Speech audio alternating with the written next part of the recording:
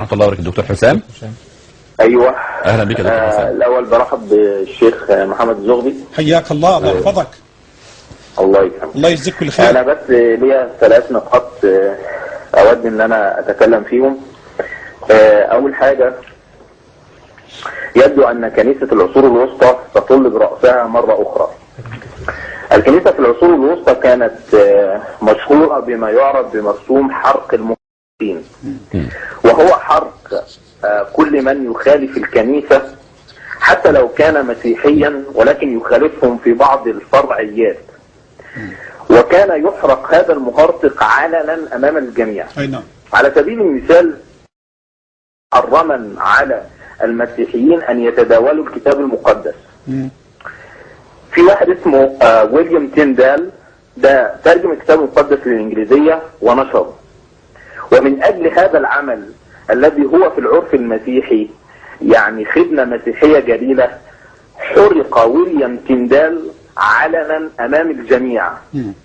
وأيضا ومن المفارقة الغريبة، عالم يسمى جون ويكليف، وهذا العالم كان ترجم الكتاب المقدس أيضا إلى الإنجليزية من اللغة اللاتينية، وبعد موته ب40 سنة حكم عليه في مجمع كنسي، وذهبوا إلى قبره وأخرجوا رفات جون ويكليف، وتم حرقه طبقا لمرسوم حرق المخططين. نحن نتكلم عن جثة ولا نتكلم عن أحياء.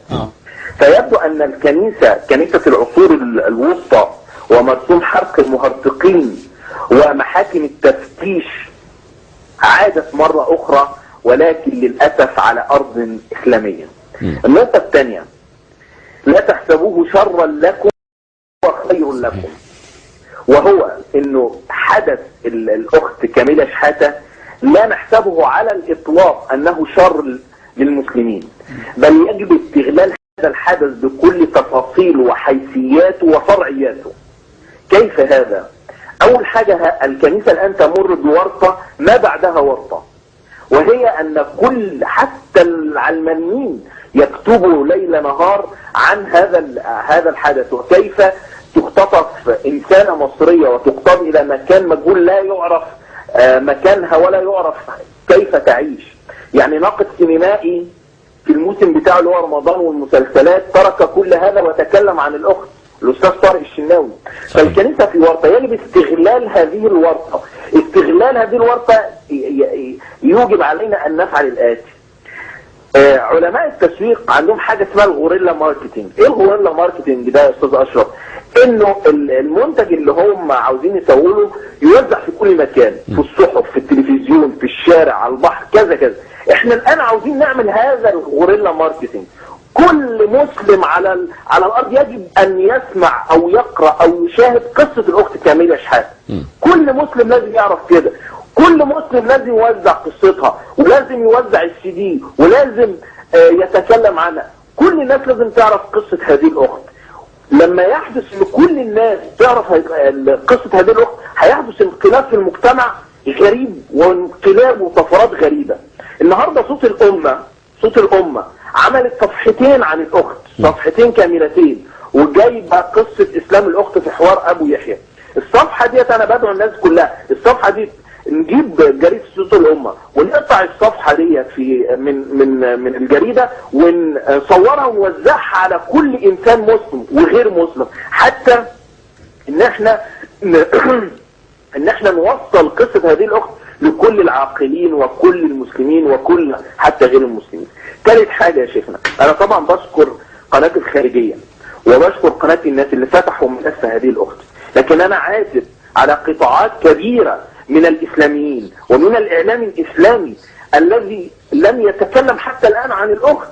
يا جماعة، لا يعقل إن احنا نتكلم في الحيض والنفاس وكذا، هذه أمور جليلة وفقهية، لكن لا نتكلم عن الحدث الآن لأخت كاميلا شحاتة. هذه رمز المرحلة في مصر بالنسبة لكل مسلم. أنا كلمت مشايخ امبارح في غاية الغليان، لكن ما فيش عمل بيتحقق. احنا عاوزين يعني هذه صرخة لكل الاعلام الاسلامي، قناة الرحمة، قناة الحظ، كل القنوات تتكلم عن هذه الاخت، كل المشايخ يتكلموا، كل طلاب العلم، كل اي منبر اعلام لازم يتم التكلم فيه. دايما احنا عندنا انه الاخر هو اللي هيعمل، الاخر لا، الآن لازم يتصور انه فعله هو فعل الامة، وان لم يفعل لن تفعل الامة. فبالتالي يجب ان كل واحد مننا يجعل على عاتقه هو قصة هذه الاخت، وقصة ثباتها، وقصة صبرها، وقصة اسلامها يا شيخ محمد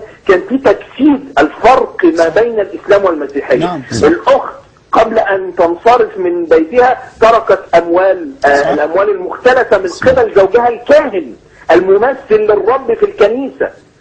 زوجها كان بيختلس الاموال ويضعها باسمها في مكتب البريد. قبل ان تنصرف تركت كل الاموال لزوجها علشان مش هيعرف يصرفها من مكتب البريد. وهذا ما حدث بالضبط مع الرسول صلى الله عليه وسلم قبل هجرته الى المدينة. ماذا فعل؟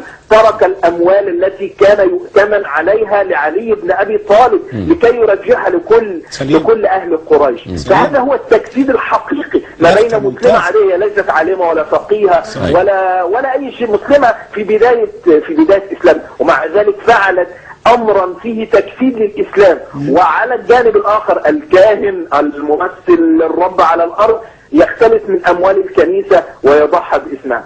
يا جماعة انا مش عاوز اطول عليكم، يا جماعة يجب ان احنا يعني نحمل قصة هذه الاخت.